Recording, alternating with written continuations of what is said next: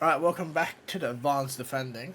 We're gonna dive into more about pressing and your setups and just different variation and how you should react to situations during a game and how you might want to set up your team and how aggressive you're gonna play. So, from what I've seen, a lot of the scrims and tournament match, right? A lot of teams like to leave a lot of man forward or they just kind of runs forward without really thinking to help up at the back. So by setting up in this wide press, you sort of, if you set up halfway, you have the option to go one one press up, one drops deep, and then you can go back to your man on man. Or if they do play that short ball, the first two can jump straight away and close that line, sort of close up that space, because I don't think a lot of teams right now are going to place that straight to the keeper and kick it long. That might be an option further on if teams start to pick up on how the other team's going to press in their half. You just kind of roll it out, pass it back, and then you have a long ball, sort of like a self-made counter-attack thing. If the two here, the red two receives the ball, and then you straight up press two here, and then your whole team's kind of press up, your free kind of want to sit around halfway so he can still sweep left to right. The whole point is having a wide is your front two man kind of dictate where the ball goes.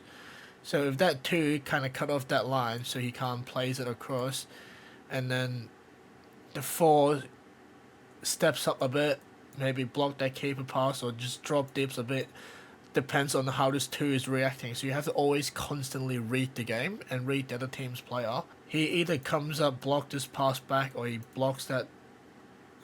He has like a second layer of blocking of that ball to the white four, and from this point, this two is kind of got one option to this his teammate down there, and your free can react to that and just straight up come out and block to block that pass. That's sort of how you would set up in a Y. But if the other team is sort of more structured and they sort of have a 3-1 set up from the back, it's a bit easier to do this Y press. But the point of the Y press is to dictate where the other team goes. So you are the proactive team on your defending, even though you don't have the ball. 4 and 2 up here is always dictating the play. Let's say if this red 2's got the ball, 2 can either press up and block this pass to red 3, and this 4's gotta read what his teammate's doing and then make sure this middle is blocked by 3, or he needs to cut off this middle pass, make sure 3's on his man, and then when this ball plays here, he can jump straight away, and then 3 can maybe jump up, 5 can jump up, 2 can close that way, and now he's basically stuck. That's sort of the Y press, but Y press is very aggressive and leaves a lot of space behind in your own half. And if teams can get like a long ball behind you, it's a bit risky at times, but if you do it right and you do it well, more of the time you're going to win the ball in the opposition half than going to get countered. The next one we're going to talk about is diamond.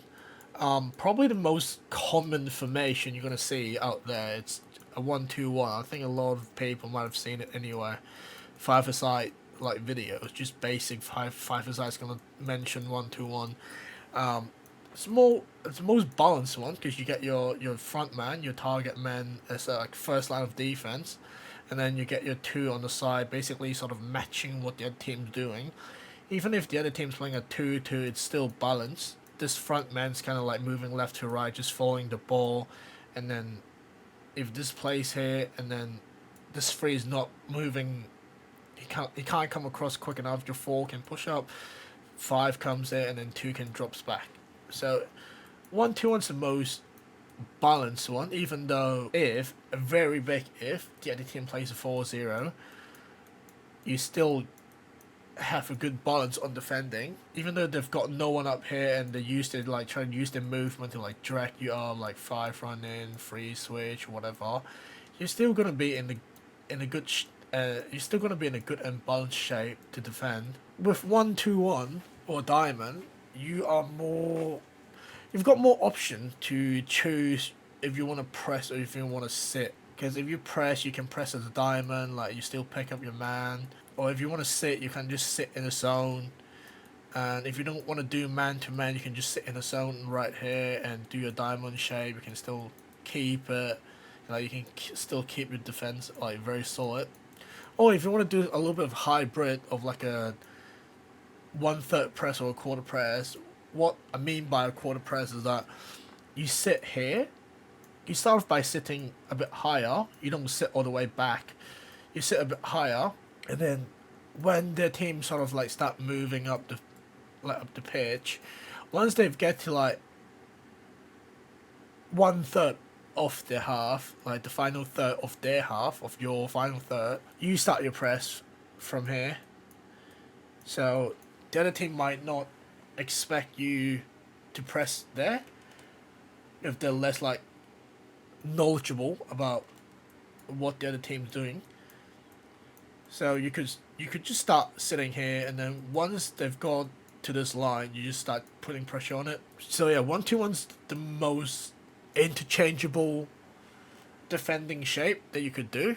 Because with the Y, you kind of have to like commit to your press.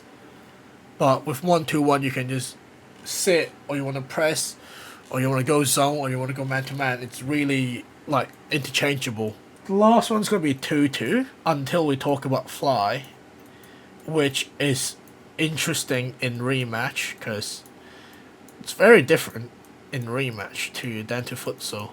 So 2-2, you kind of like be in your two.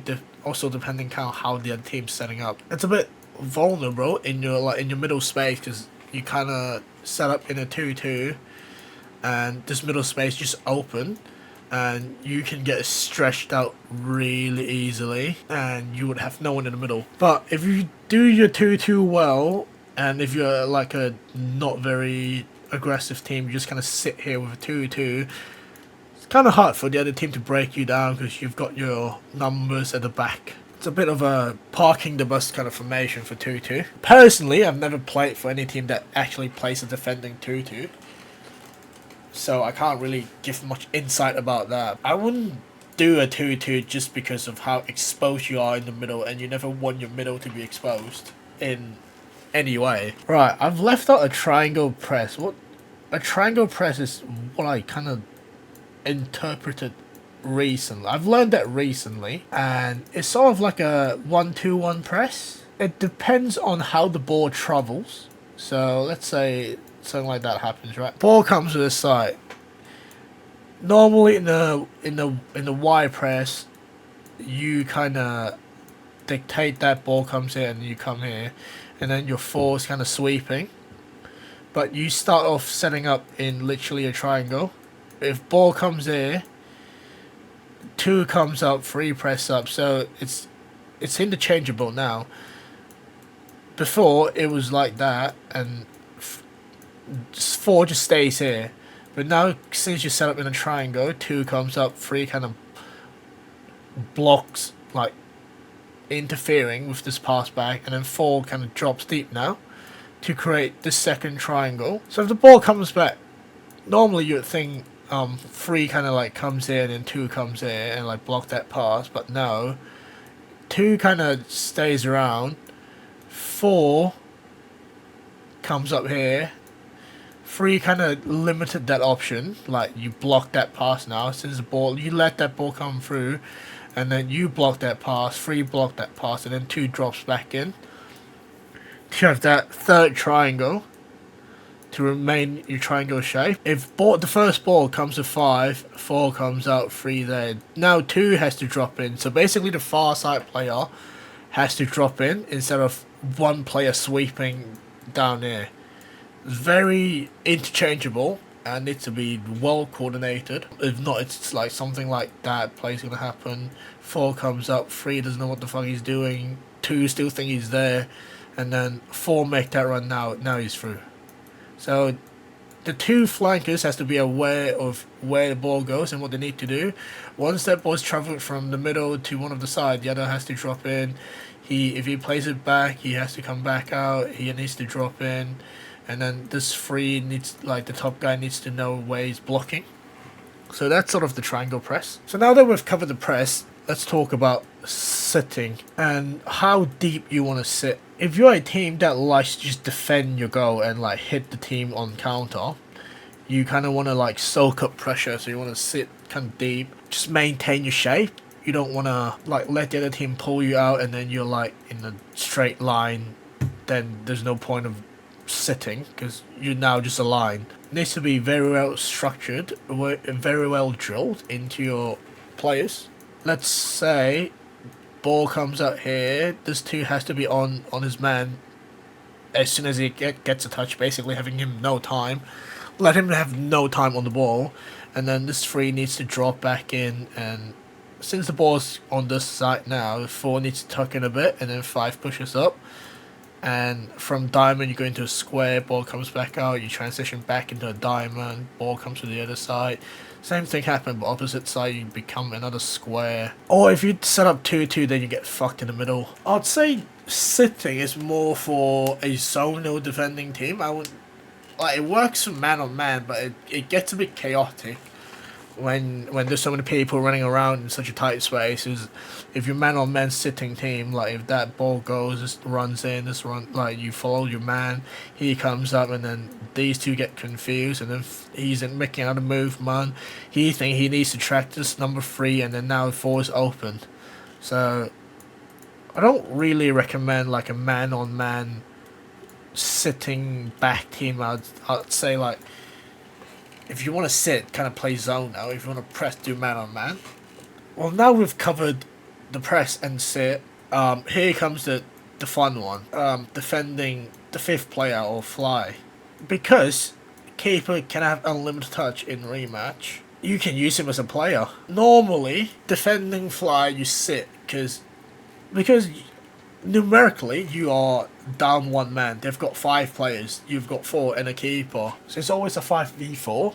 Right now I'm seeing a lot of teams bring the keeper out and just rushing it, like keeper maybe gets to this point and then there's another guy just standing there and they just chuck the ball into like the back post and then keeper comes out and claims it. So there's no point. Whole point of having the 5th player a man up is you can play around and then try to break down the defense because they've got 1 less man. So for defending fly, right, I don't mind team trying out like a man-on-man approach, even though it might not work, but it's rematch, so it's a bit different to actual futsal. It should not work the same. It's not the same. Like, as much as there's similarity from futsal to rematch, it's not the same. It's not the same thing. I don't mind seeing teams actually push out a bit. Actually, like even get the keeper out on a man, because as long as the keeper's inside the box, he can use his hand. Even if they play a backboard, he can comes back up. He can come back and make a save off the backboard. So I wouldn't mind teams trying out actually man-on-man marking when the other team's got the keeper out. This is probably where the only time you want to actually press the keeper, because if you do get the ball off the keeper, there's no one in the net, so you can just shoot it from anywhere. Like as long as you hit the target, you get a go. This is where the only time I would suggest you to press the keeper or press whatever the last man is. But this is still like just me theory crafting on how to defend fly, or you could just do your normal thing and just sit in a diamond and then like wait for the long ball and then counter, like wait for that long ball in and then counter it. If the other team's setting up in a 3-2 kind of thing, well, since I haven't seen enough of teams playing, I haven't got an idea, or I haven't got like an in-depth view of how teams are defending these. So, but it's mostly a keeper back here, and then they have like another player. What I've seen the most is literally what I just showed you, like a 2-3, and then they just have a long ball into the box. Maybe in the next beta, teams are a bit more organized now, and they've actually set up a bit more like they're a bit more technically drilled in. So they actually set up properly, and now they're like that kind of situation, the way they can drag you out. If that happens, you kind of just want to like protect the middle, like you want to stay solo and just defend the middle space. Realistically, they're not going to score from here, here, here, or here unless they start pushing up to here. But if they start pushing here, one of these two has to cover the middle, or you switch your shape into a diamond from 2-2 and then push them back out. Like ideally, you don't want them to be deep in your half. Even if they've got an extra player, you still want to keep them a bit higher. If you sit too deep, you're gonna get kind of crushed in by the opposition team because they can just start basically surrounding the box, and now you feel the pressure, and then once you feel the pressure, you probably crumbles. Depends on like how good you are, basically. Yeah, that's kind of everything with advanced defending. If I missed out anything or anything you didn't think I talked about, make sure you comment down below. I can do another video, or I can just type a comment reply to whatever you asked. And we're going to start looking into a bit more attacking next time, because we've now looked at basic and advanced defending.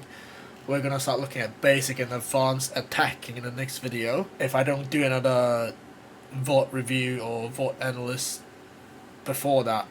But yeah, if you kind of understood anything that I just yapped about, make sure you subscribe. If you don't understand anything, comment and ask a question. I'm always happy to answer them.